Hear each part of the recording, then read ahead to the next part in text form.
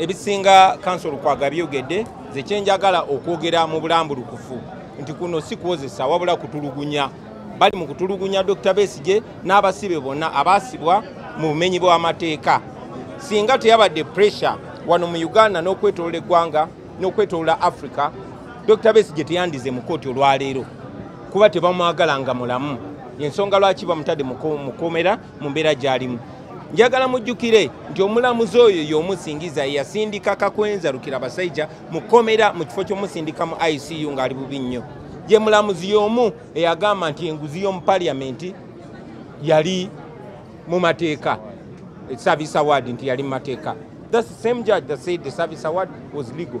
Kati ye mulamuzi y'omu yasindise Dr. Besigye mukomera mu kifo ky'omusindika mu ddwaliro. So kuno si kwozesa Dr. Besigye oba abasiba abalala wabula kubatulugunya.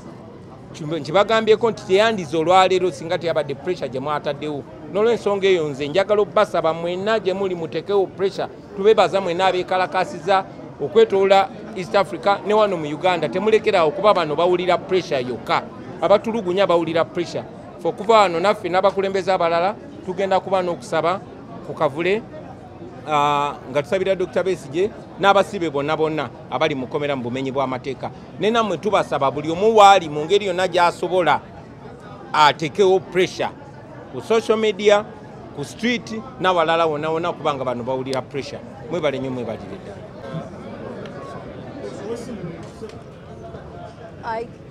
I came here expecting to take Dr. Kizza Besigye home today.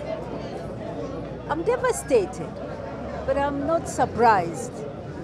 Besigye is a captive. He was kidnapped. He's in captivity, as we all are. Museveni has put all of us in captivity. This Kada judge, shame on him. Shame on him to send back to jail a man whose health is deteriorating very fast. But it's all President Museveni and his insane son, who is the army commander or chief of the army, who are holding all of us in captivity. We must liberate ourselves. Enough is enough. Oluganda sirumanyi ngambye nti abakulu babyogeddeko byonna mbadde nze okulaba omwami wange n'okumutwala eka kubanga talina musango gwonna gwe bamusibiddewo kati musibe wa Museveni ne mutabanyi we oyo omusajja omulalu bwe mwogera ate ng'akulembera amagye gaffe ffenna tuli basibe. Museveni amaze emyaka 40 mu kulembeze naye alinga aguddemu eddalu tategeera mateeka takolera ku mateeka era ffenna tulina okwerwanako netwenunula. Mwebale nnyo abazze ab'ebibiina byonna abadde wano ffenna twegase wamu okwenunula tewali kirala tulina okwenunula. Omusajja ne Mutabanyi bombi tebali ku mateeka ate ndowooza n'emitwe gyabwe.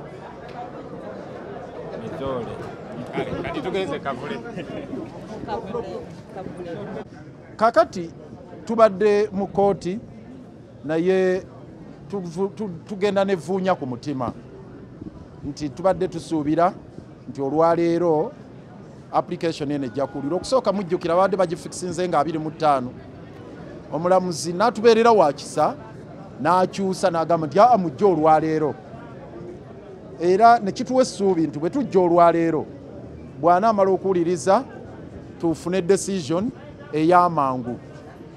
Kitwenyamizza kituleetedde evvuunya mu mutima yadde omulamuzi tumuwa ekitiibwa era tusuubira nti kale agenda kukola omulimu gwe asalewo naye ayinza okusalawo ng'embeera ndala. Mulabye obulamu Dr. Besigye bwalimu n'omulamuzi yennyini abulabye n'okutuusa kati tannafuna mbeera efuna bujjanjabi bumala obutuufu okuva mu badokita be yebe yekyuzingidde ate n'okuva mu ddwaliro erina obusobozi okukola ku bulamu bwe.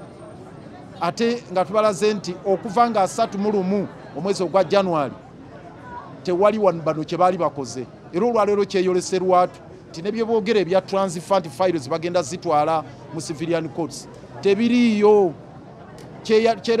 Kyeraze Lwatu kubanga mu affidavit ereeteddwa state attorney bwe bujulizi bwabwe balaga amabaluwa ge beewandiikira nti Attorney General yawandiikira Chief Justice, Chief Justice n'awandiikira Principal Judge, ti Principal Judge n'awandiika ebbaluwa ng'eddamu ya Attorney General, bwe Attorney General bwe yagifuna n'agiwa CDF n'Attorney General era endala n'agiwa DPP nga bagamba nti kale mukole ku process ey'okutransfaringa files.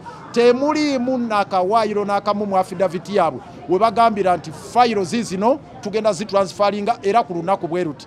Ate nga ssemateeka alambika bulungi tojja kukuumira muntu mu kkomera okuggyako ng'olina ebiragiro bya kooti.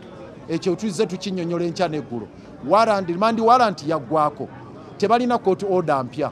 Tebalina kiragiro kya kooti yonna. Tebaguddeewo misango mipya. Kakati bakozeseza kye bayita impunity of the highest order. Kyekyo kituleetedde okwennyamira mu mutima.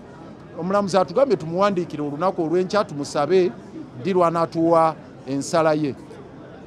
Wero kyennyamiza naye kale katugende tulabe ekyokukola oba tumuwandiikira naye kitunyize nti olwaleero tutufunye ensala ku nsonga eyo kubanga kisigadde mu bbanga bwe kiti era bali baddeyo bakola ebintu byabwe eby'ekivandulo nga bwe babadde bakola. Naye tutugenda kutuula butuuzi katuddeyo tukwatagane n'abakulembeze bonna nga bwe mbalaba wano tulabe ekyokukola